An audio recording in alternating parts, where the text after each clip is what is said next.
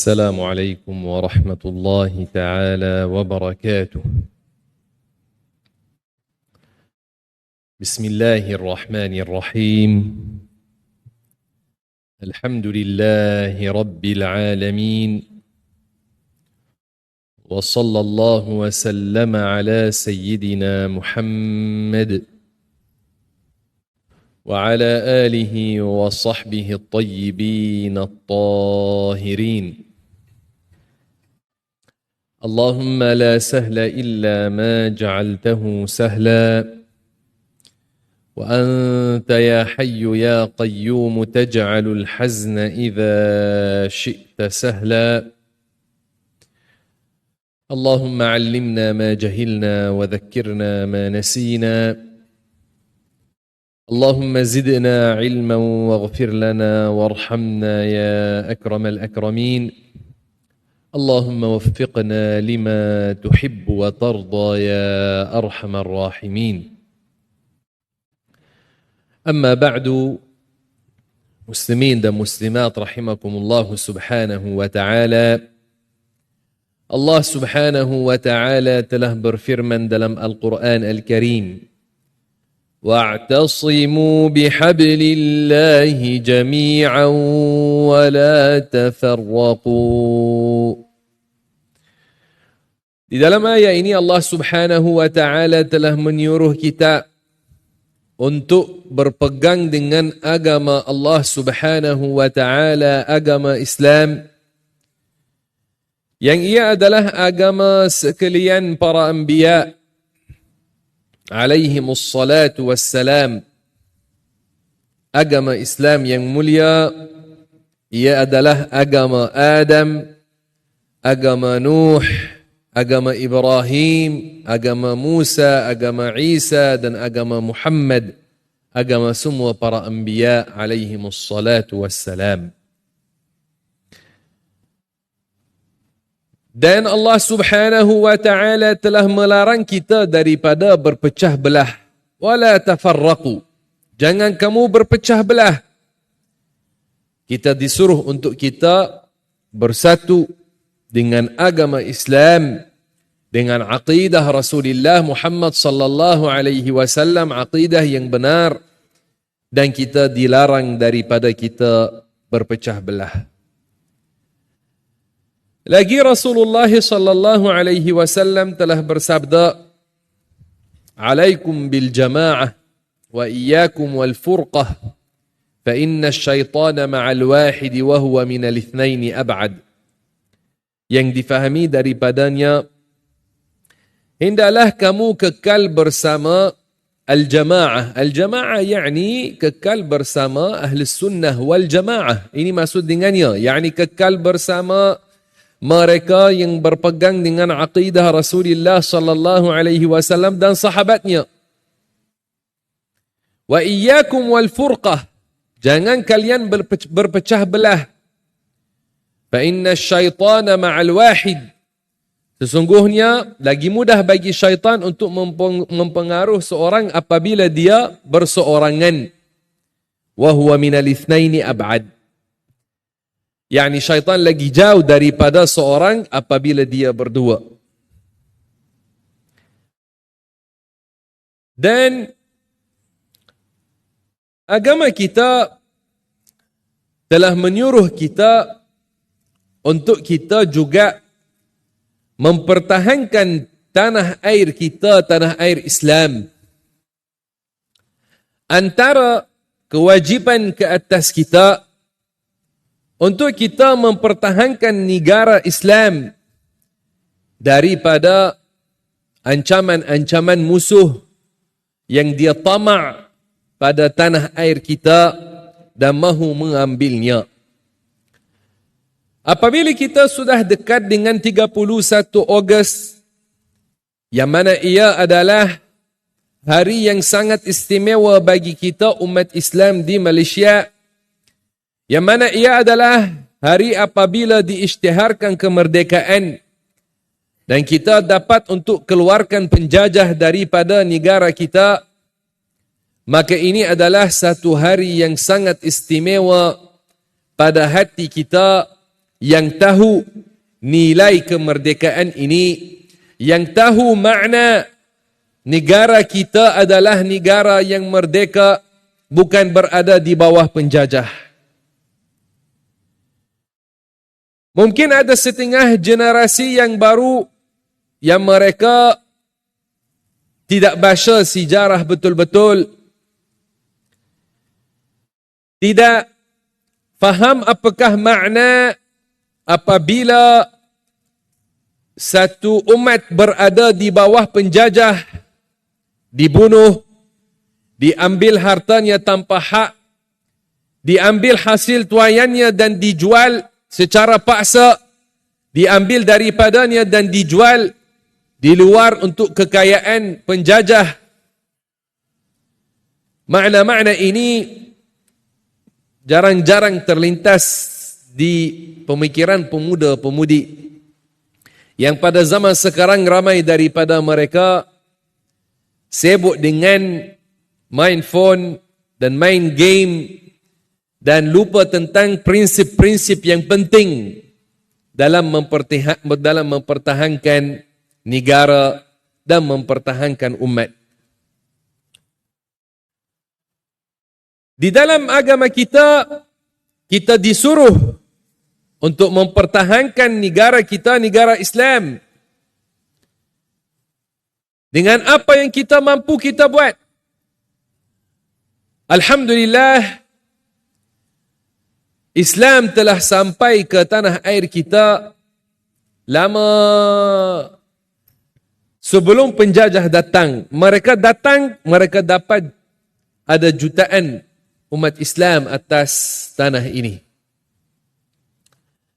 Mereka cuba untuk mengubah agama masyarakat.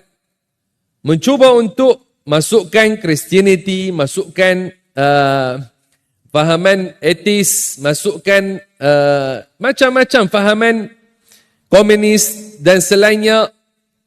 Tetapi mereka tidak dapat untuk mengubah agama majoriti masyarakat kita. Semua penjajah yang telah masuk, Inggris, Belanda, yang lain-lain, semua mereka keluar dan Islam kekal agama majoriti di dalam negara kita yang kita cinta ini. Ini satu nikmah yang besar. Apabila setelah beberapa kurun kita berada di bawah penjajah, bukan 10 tahun dan 50 tahun sahaja, tidak. Zaman yang panjang. Tapi mereka semua keluar, tetap agama majoriti adalah agama Islam. Dan pegangan kita adalah pegangan Ahli Sunnah wal Jamaah. Majoriti tidak tukar untuk jadi Syiah. Tidak tukar untuk jadi Mu'tazilah. Tidak tukar untuk jadi daripada puak-puak sesat yang lain. Kita tetap Ahli Sunnah wal Jamaah. Kalau kita melihat kepada setengah negara yang lain untuk kita rasa nikmat yang kita ada padanya dan kita memperbanyakkan syukur.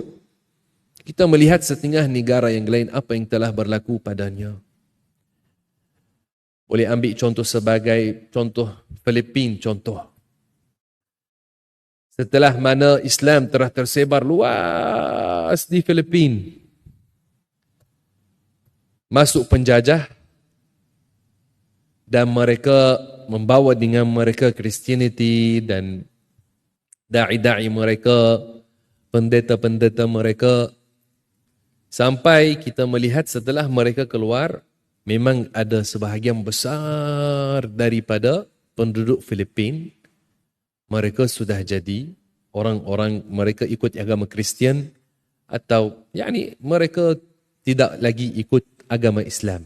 Masih lagi ada kawasan-kawasan yang ada padanya orang Islam yang ramai seperti contoh Zamboanga dan selainnya. Tapi memang ada kesan yang besar daripada penjajah ke atas mengubah agama ramai orang di sana. Kita ambil contoh yang lain dalam sejarah Al-Andalus. Setelah Islam tersebar luas di sana dan sudah ada kerajaan Islam, sudah ada istana-istana, sudah ada masjid-masjid, macam-macam ada bagi orang Islam di sana. Kita melihat datang balik penjajah mengambil tanah itu dan hampir pupus orang-orang Islam di sana. Tetapi keadaan kita lain. Jadi kenapa? Apa cara yang dibuat oleh orang kita sampai alhamdulillah walaupun di bawah penjajah, agama kita, agama majoriti kita di sini adalah agama Islam. Itu adalah perjuangan yang ada yang ingatnya dan ada yang tidak tahu tentangnya, yang ia perjuangan para ulama, perjuangan para da'i Islam yang mereka tetap mengajarkan ilmu dan menyebarkan aqidah ahli sunnah wal jamaah walaupun adanya penjajah. Mereka tetap mengajar dan mereka membuat madrasah pondok dan mereka menyebarkan ajaran tentang sifat 20 walaupun penjajah ada. Masih lagi mereka keluar pergi ke Makkah Al-Mukarramah, belajar daripada ulama ahli sunnah wal jamaah dari zaman dahulu. Mereka pergi dengan kapal laut, pergi ambil ilmu dan balik dan menyebarkan ilmu.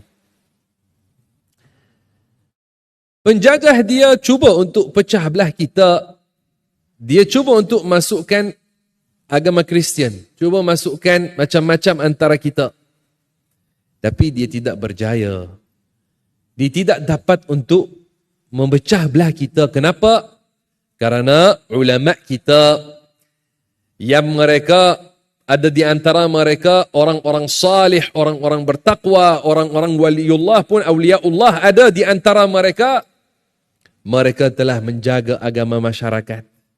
Jika tidak dapat untuk keluarkan penjajah dengan senjata yang senjata hakiki, kita tak ada senjata api seperti mana yang dia ada, tapi tetap ada ilmu yang ia dijadikan senjata untuk menyatukan orang-orang Islam, dan ini adalah cara yang sebenar.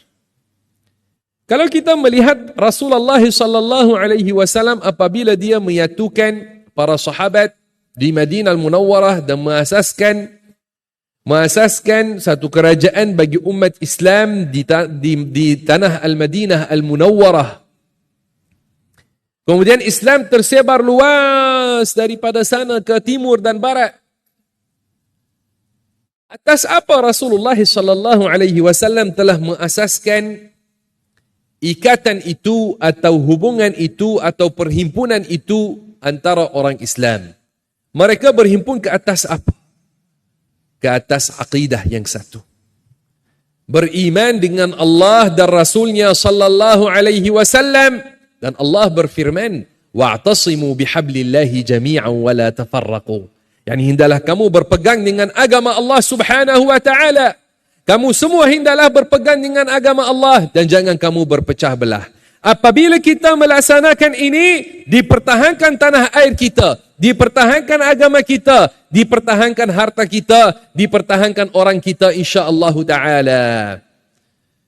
Tapi jika ditinggalkan apa yang Allah taala suruh, maka kita akan dapat diri kita telah terlibat dalam banyak perkara yang tidak baik yang menyakiti kita. Muslimin dan muslimat rahimakumullah subhanahu wa ta'ala, Rasulullah sallallahu alaihi wasallam apabila menyatukan para sahabat, dia tidak kata kepada mereka ada satu projek ekonomi jadi kita bersatu untuk majukan ekonomi. Bukan ke atas itu, bukan ini dasar himpunan para sahabat Rasulullah sallallahu alaihi wasallam. Bukan ke atas bisnes dan harta. Tidak. Tapi mereka semua berhimpun ke atas iman. Beriman dengan Allah dan beriman dengan Rasulnya. Bukan maknanya bahawasanya kita tidak usaha untuk majukan ekonomi negara kita. Pasti kita usaha. Bukan maknanya kita tidak melihat apa yang negara kita memerlukan dan kita cuba untuk majukan dalam pelbagai aspek. Kita akan buat, kita mahu buat. Tetapi perlu kita bezakan antara yang utama dan yang setelahnya dan yang setelahnya dan yang setelahnya. Apa yang paling utama bagi kita umat Islam adalah berpegang dengan beriman dengan Allah dan Rasulnya sallallahu alaihi wasallam. Karena kita tahu walau betapa mana kita majukan tanah kita di dalam dunia ini, pada akhirnya kita akan tinggalkannya dan turun di dalam al-qabr. Kita akan dikumbumikan dan kita akan dipersoalkan. Tidak akan kekal bagi kita rumah, tidak akan kekal bagi kita kereta, tidak akan kekal bagi kita apa-apa daripada kelazatan dunia ini. Dan kita tahu bahawasanya tempoh kita di dalam dunia ini singkat. Kita ada di dalam ujian. Ini kehidupan kita ini, kita ada dalam ujian. Dan nanti kita dibalaskan ke atas natijat kita di dalam ujian ini. Muslimin dan muslimat rahimakumullah subhanahu wa ta'ala. Kalau kita melihat kepada para pemimpin yang hebat di dalam sejarah Islam, yang mereka sudah masyhur di dunia dan terkenal nama mereka seperti As-Sultan Salahuddin Al-Ayyubi. Yang mana apabila kita sebut As-Sultan Salahuddin Al-Ayyubi, terus kita ingat ini yang membebaskan Baitul Maqdis. Yang besar, yang kecil. Dan antara umat Islam ini perkara terkenal. Salahuddin Al-Ayyubi, ini sultan yang masyhur. Sampai sekarang kita menangis, kita harap ada lagi seperti Salahuddin Al-Ayyubi, kita tak dapat. Kita mahu kembalikan Baitul Maqdis, belum dapat. Maka As-Sultan Salahuddin Al-Ayyubi kita ambilnya sebagai contoh bagi pemimpin yang hebat, yang kuat, yang dia dapat membebaskan Baitul Maqdis dan dia dapat kalahkan musuh-musuh dan penjajah-penjajah. Kalau kita melihat kepada permulaan dia jadi pemerintah di Mesir dalam sejarah, sebenarnya dia ambil alih setelah kerajaan Syiah. Dahulunya di Mesir kerajaan Syiah. Sebelum Salahuddin Al-Ayyubi ambil alih, siapa yang pemerintah di sana? Syiah. Buwaihiyun dan yang dinamakan Al-Fatimiyun, itu yang mereka yang memerintah di sana.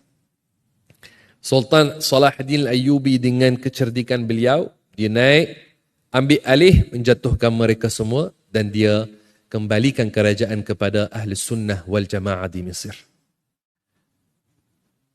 Dan kerajaan Salahuddin Al-Ayyubi bukan hanya di Mesir.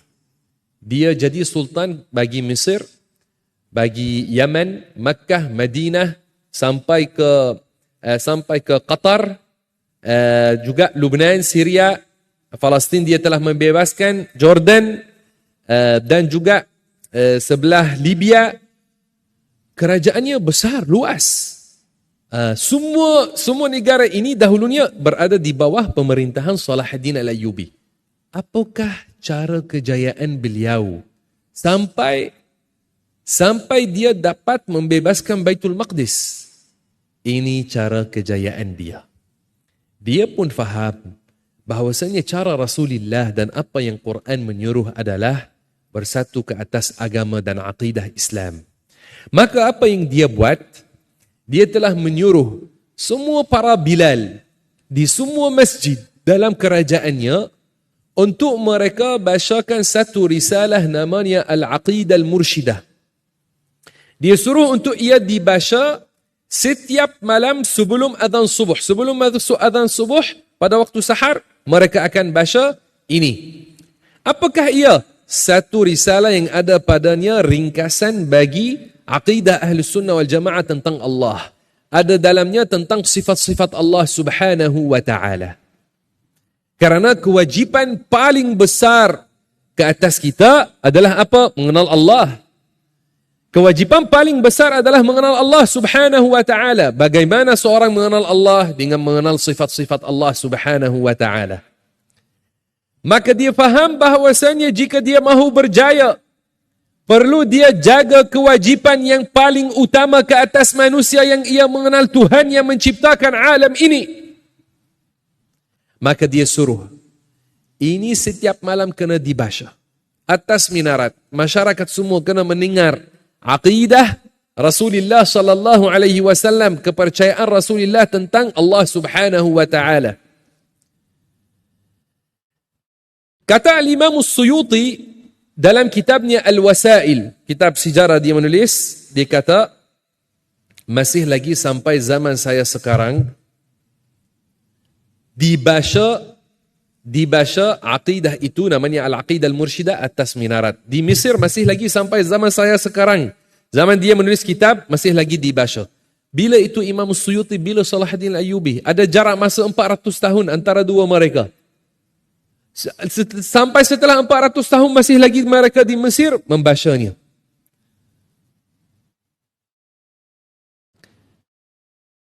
Cara ini adalah cara yang membantu Salahuddin Al-Ayyubi untuk menyatukan masyarakat dan untuk mempertahankan negara Islam dan membebaskan Baitul Maqdis. Adapun kalau berpecah belah masyarakat dengan fahaman Syiah, fahaman Wahhabi, fahaman Khawarij, fahaman Mu'tazilah, fahaman macam-macam, bagaimana mereka akan bersatu untuk mempertahankan tanah air mereka? Kita ambil contoh yang lain, tapi kita pindah kepada sejarah kita, kepada sejarah tanah air kita. Kita melihat apakah ulama kita dan sultan kita telah membuat. Cara ini yang kita ceritakan tentangnya, yang ia nak mempertahankan tanah air mesti kena mempertahankan akidah. Maka cara ini sudah difahami betul-betul oleh pejuang-pejuang kita kaum Melayu. Telah difahami dengan betul-betul bahawasanya mahu mempertahankan tanah air ini kena mempertahankan akidah. Maka para ulama kita, para sultan-sultan kita yang berilmu, mereka telah mengambil berat tentang ajarkan sifat 20 kepada masyarakat. Walaupun penjajah berada di sini, mereka rajin untuk mengajarkan tentang sifat 20 dalam masjid, dalam surau, dalam pondok, dalam sekolah agama, di dalam halaqah masyayikh di rumah-rumah. Mereka ajar tentang sifat 20. Apakah penjajah mahu? Dia mahu pecah belah kita, dia mahu masukkan Christianity, mahu masukkan fahaman sesat seperti Wahhabi ke, fahaman-fahaman macam-macam. Kalau kita masih lagi menyebarkan asas aqidah, masyarakat kita tak akan terima mana-mana golongan daripada itu. Sebagai contoh kita ambil negeri kita, negeri Selangor. Yang mana di dalam negeri kita sampai sekarang secara official, secara rasmi, kita sebagai guru-guru di Selangor, guru-guru yang bertauliah, kita disuruh untuk mengajarkan aqidah Ahli Sunnah wal Jamaah di masjid-masjid.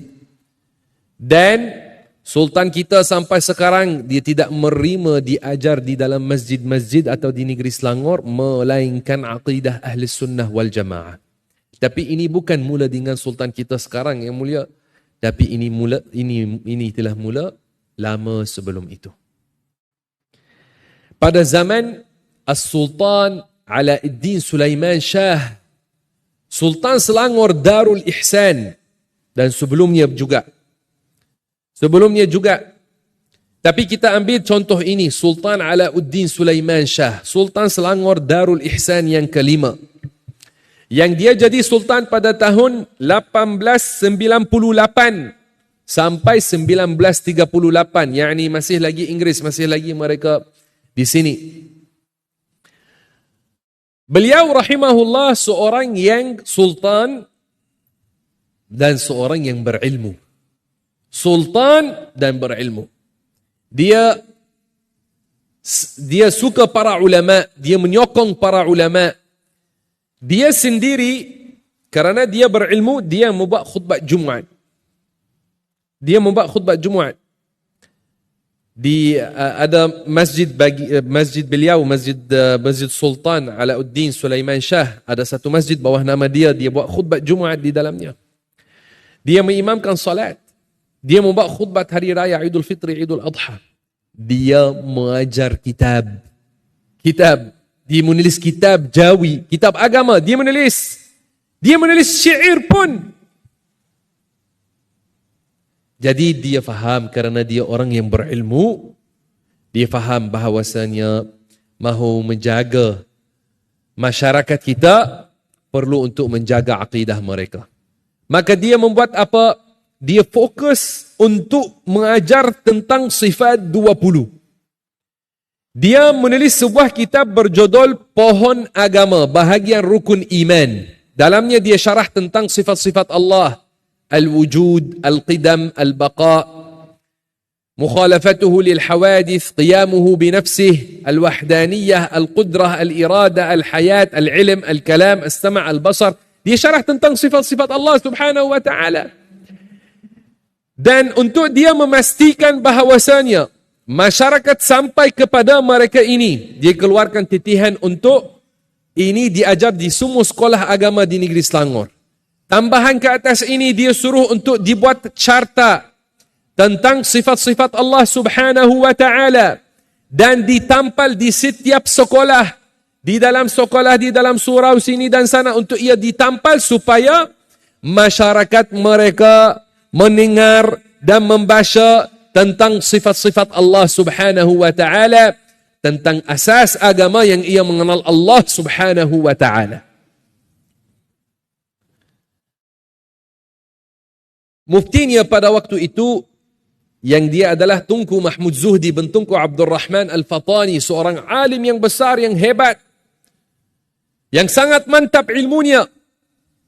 Dia menyokong Sultan dan membantu Sultan dalam perkara ini.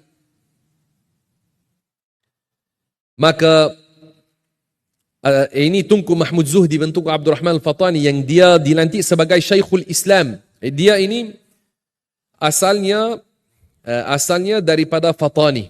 Alim ini yang dia mufti Selangor yang pertama. Dia asalnya daripada Fatani. Dia antara keluarga Sultan Fatani. Tapi setelah Sultan Fatani diusir, diambil ke Bangkok dan dipenjarakan di satu istana di sana, ditahan dia dengan family dia dalam satu istana. Maka setelah itu ayahnya seorang yang baik, dia mengajarkannya Quran dan mengajarkannya tentang agama. Kemudian dia dapat cara bagi dia untuk keluar pergi ke Makkah belajar bersama para ulama. Dia belajar jadi guru, jadi alim yang besar di Makkah. Setelah habis belajar di Makkah, dia pergi ke Indonesia. Dia buat pesantren di sana, pondok, madrasah.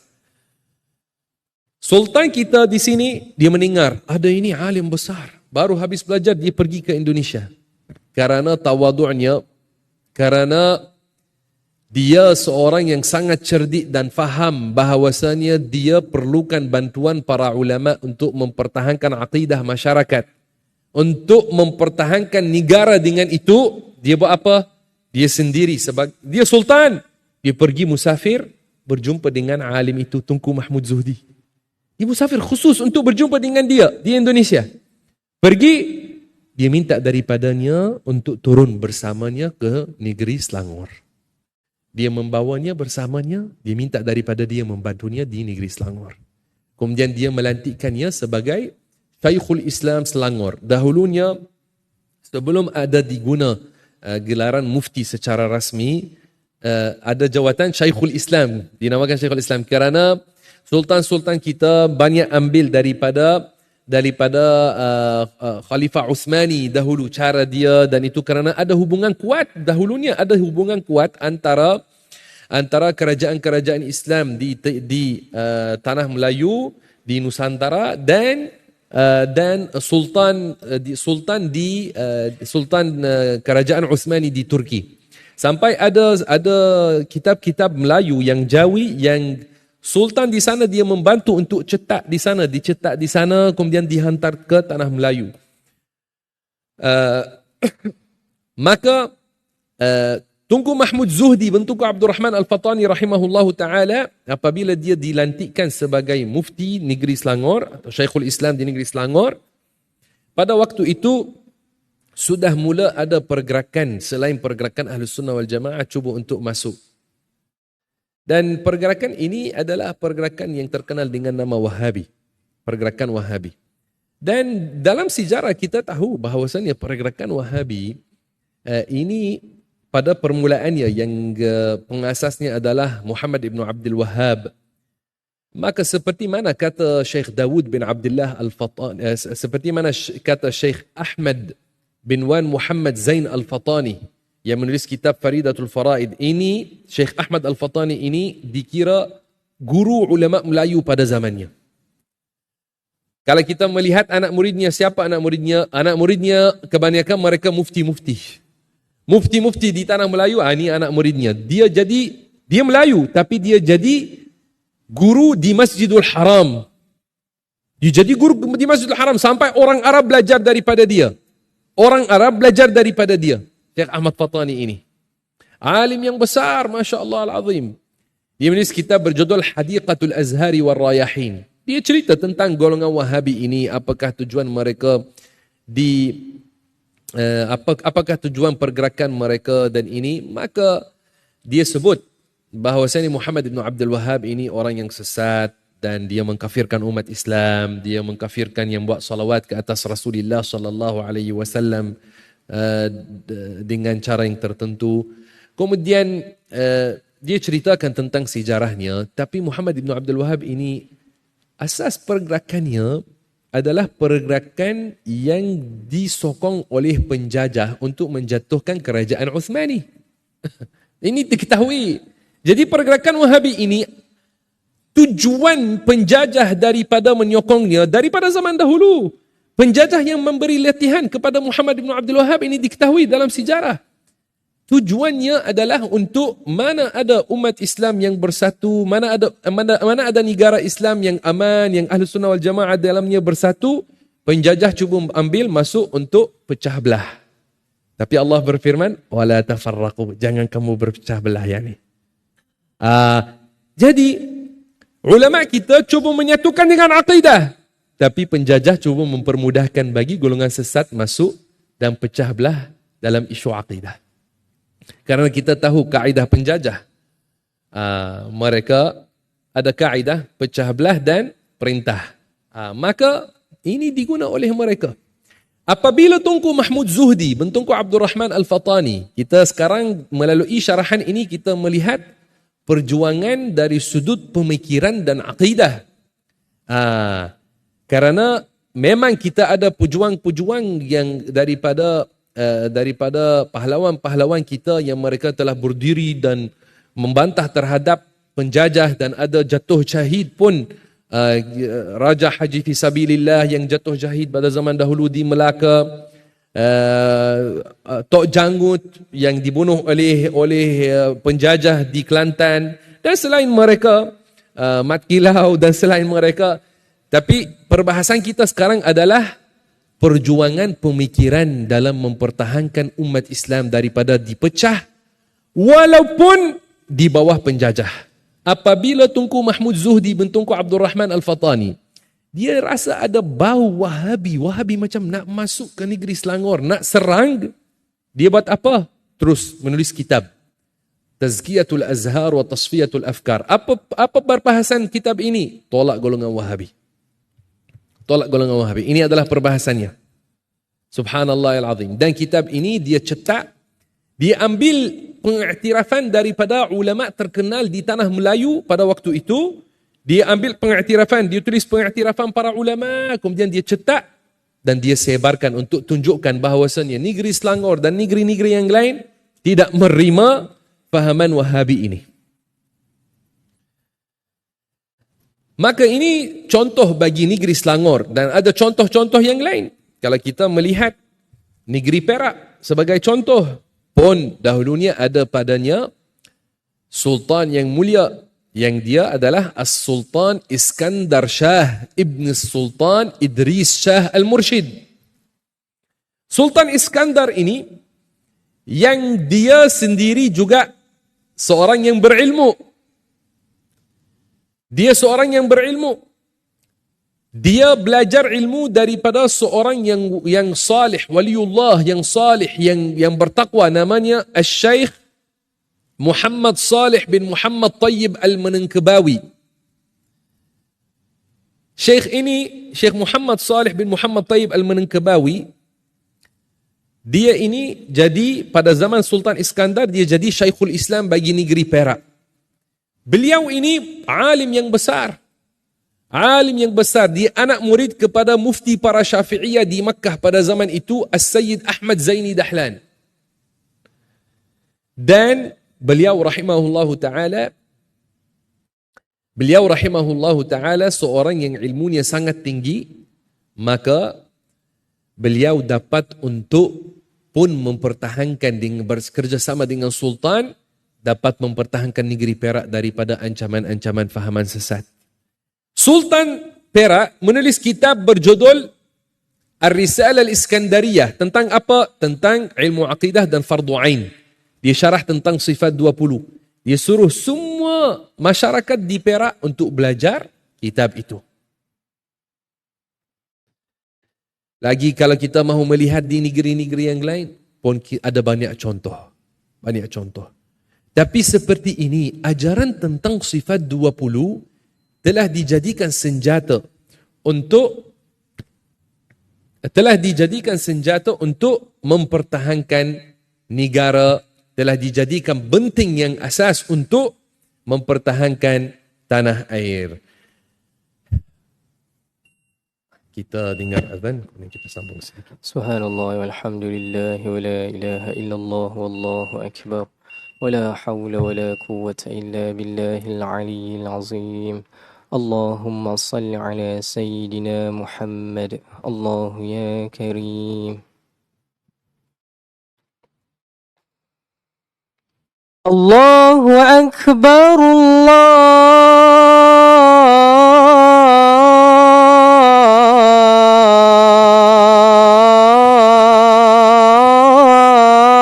Allahu Akbar.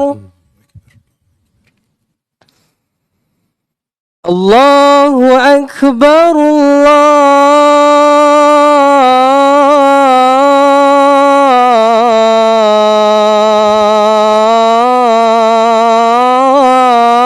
Allahu Akbar.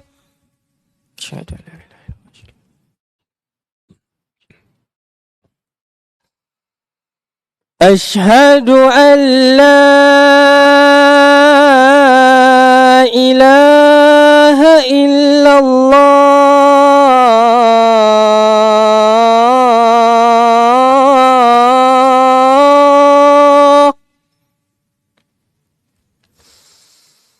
Ashhadu an la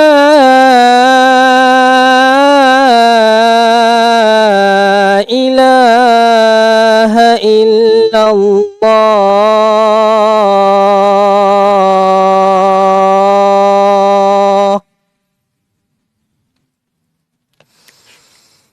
Ashhadu anna Muhammadar Rasulullah.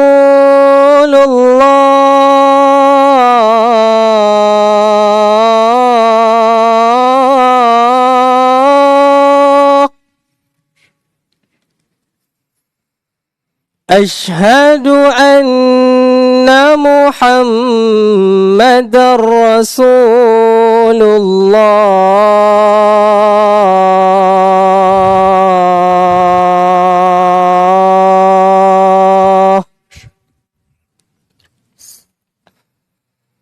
Hayya 'alas salah.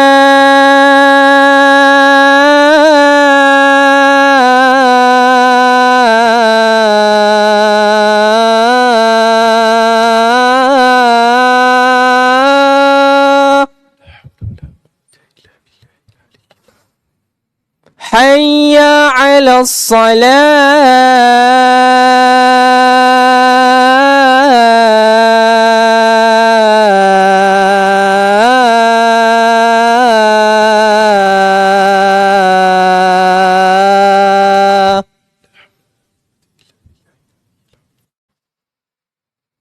حي على الفلاح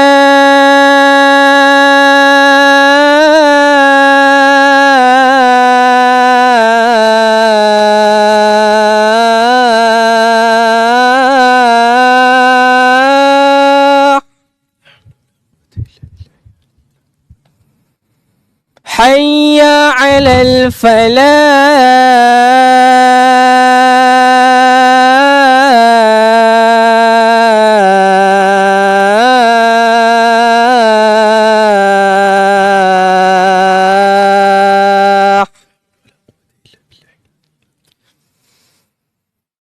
الله أكبر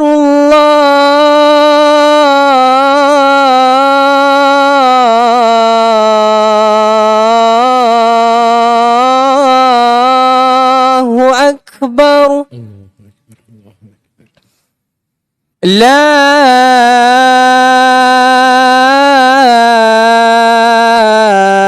إله إلا الله